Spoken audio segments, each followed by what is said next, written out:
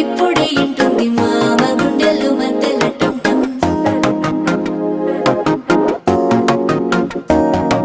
సిరిపోరికి మెల్లగా తెలిసింది ఆశ పెంచిన అక్షత టంటం